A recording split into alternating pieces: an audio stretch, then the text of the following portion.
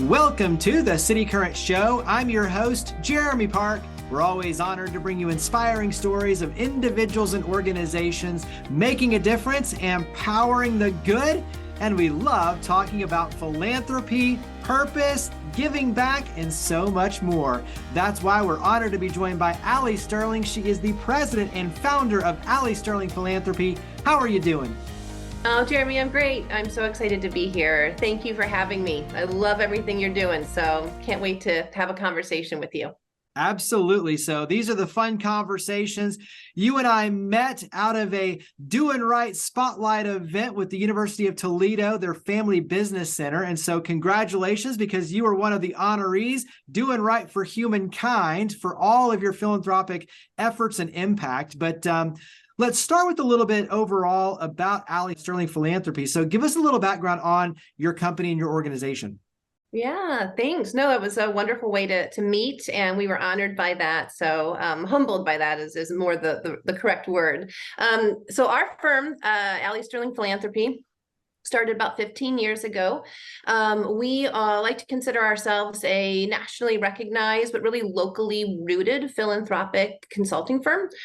We serve the needs of nonprofits, of corporations, and also of foundations. So we've been evolving over the past few years, but I set out to create a firm that could assist all shapes and sizes of nonprofits to be successful in executing on their missions, right? Because my background was working for large nonprofits, and it's like, wait a second, there's a lot of really good small nonprofits out there emerging and trying to grow strong. And I think we both know that there's a set of tools that are necessary. So that was really the foundation by which we started, and we've evolved since then. But we're still out there passionate about the grassroots, evolving, emerging nonprofits, and the big ones too, and really all the ones in between. So it's amazing what happens out there in our philanthropic sector. Absolutely. I think we'll carry two conversation paths that will intersect. You have one on the corporate side of purpose and philanthropy, the CSR buzzword, corporate social responsibility. And then you have the other, just like you're talking about, working with nonprofits to really help lift and elevate their efforts and connect them with the corporations, the individual donors, the foundations. And so let's carry the two conversations forward. Let's start with the nonprofits. When you're sitting down with a nonprofit and you're looking at their needs and where they are, what are the things that you're looking at to figure out kind of where they are in this process and where you can take them? So what are the questions you like to ask? What are the things you're looking at for nonprofits? Yeah, so when we sit down, we're looking for a few things. We're looking for that, we call it the three-legged stool, right? Which is a parallel in many different industries. But we want to know, what kinds of things are they doing related to strategy? Where are they? Do they have a strategic plan? Because often they don't. They've got, it's like they're working towards it, they know what they're doing, but it's not really in writing anywhere, or it was and it's expired or outdated. So we're talking a lot about strategy and what that looks like, and what needs they have regarding that. Then we're looking at leadership, and it's not always in this order, Jeremy, but we're looking for leadership. What's their board doing, right? Who's leading the board? How experienced are they? What is there a constructive partnership between board and leaders and staff leaders? And then we're talking about revenue, right? And that's usually why they come to us, is because they want to raise more money, right? So it's always about how much more money can we raise? We're like, okay, we'll get there, but let's talk about these other things first, because I think you and I know that our donors today are more and more sophisticated. They ask harder and harder questions before they make an investment, a charitable investment in an organization. So if those things aren't in place from a leadership and a strategic plan perspective, program effectiveness, impact related to outcomes and such, then no amount of fundraising is going to there's no magic wand, right? So we want to know what's holding that organization together, what their dreams are and their visions are, and how they're articulating that and messaging that as well. Touch on board governance, the board, the role. What are you seeing there in terms of diversity, opportunity? In other words, how does that play a role in everything that you're talking about? Yeah, well, I think there's just such a strong correlation between a highly successful nonprofit and the correlation to a really high impact board. Those two things do not work outside of that. We see an organization that's failing. Most times that board is also struggling as well. And so they may be struggling on many different, many factors might be in play. It might be the fact that they do not represent their constituency. They are not diverse. They don't have a multitude of perspectives, both life experience, ethnicity, gender. You name the different aspects of diversity, but they're lacking that. So they're seeing the organization and the mission in a very singular, monotone sort of way. So I think there's a strong correlation between the two. I think we see more young in people, professionals out there who are getting trained up early, which is terrific. I think we're seeing corporations who are actually investing in that, which is something very new. They're saying, okay, we want you to volunteer. We want you to represent us, our company out there, but we want you to do it in a way that you understand that role and that responsibility, and our brand is associated with that as well. So yeah, strong correlation between the two, and I think a much higher degree of accountability and responsibility for today's board members than ever before. What's something that has your attention, staying on the nonprofit side? Mm-hmm. It can be technology, use of technology and social media, and the direct connect with your donors and the volunteers. But what's something that has your attention right now in terms of an opportunity, a trend that is something that can really help nonprofits? So I'm kind of old school, and while I believe that we have to be investing in technology, and my gosh, the multitude of ways that our donors want us to communicate with them, really breaks the budget in many situations. We have to be on top of that, but one way that we find usually is most effective, depending on what your goals are. But if your goals are to raise exponentially more money, which is what most nonprofits are looking to do, going back to the basics and really appreciating who your donors are, developing relationships with them on a real one-on-one basis, it surprises a donor. I mean, I constantly am told by donors that, they've given more exponentially to these nonprofits because of a phone call was made, a handwritten note was sent in the mail. So really being aware of, who our donors are, which ones desire what kind of attention differently than the masses, and ensuring that someone's paying attention to that, because where we see that happening, we see an alignment between the donor's interests and that organization's needs over and over again. So some things always stay true to, kind of a best practice related to just how we want to be treated, the golden rule, right? Absolutely. And it goes back to relationships. I mean, even when you talk about social impact, philanthropy, it's still very relational. It's still relationships. So let's switch over and talk about the corporate side. And so when you talk about corporate philanthropy, corporate social responsibility, all these buzzwords, yeah. Talk about some of the trends and the ways that corporate philanthropy has shifted over the years. Yeah, so many words to define this, but it's giving. It's giving, and I think the shift and the evolution has been an awareness, just that there's a powerful thing when we give back as a company to our community. It not only feels good, but it retains employees, it recruits new employees. It has a power to change the face of the community from even an economic perspective. And so really understanding what we're doing already as a corporation. So often companies come to us and they say, we need to put a new program together. We need to build a new, platform for corporate giving or CSR. And we're like, let's like celebrate for a second what you're doing already. Do you know what you're doing already? And they're amazed by how many corners and crevices of their organization that people are volunteering, they're serving, they're, giving back in real quiet ways. And when you start to quantify that and you start to write it down and document it, it adds up. But I think, we've gone from this notion of check writing and, underwriting, rather haphazardly sometimes, like a multitude of organizations in the community, from the Little League group to the Girl Scouts to the all really, really good stuff. But it doesn't add up sometimes to making an impact, which I think a lot of corporations today want. They want to be able to say, we stand for this.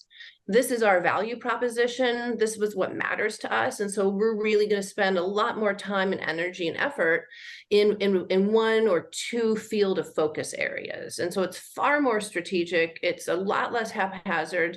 And I think there's a lot of room under the tent for, a lot of organizations to play different roles within that relationship they have with that company. So talk about the role that corporate philanthropy plays in economic development, in really pouring into the community. Because when you look at where it stands, individual giving, foundation giving, and then there's corporate philanthropy that a lot of times is on the low end. And so talk about the role that it plays, the vital role in lifting nonprofits, in helping the community, but how we can open up those floodgates to be more intentional, to be a larger number. So in other words, talk about the role at where it stands, but how we can kind of leverage that.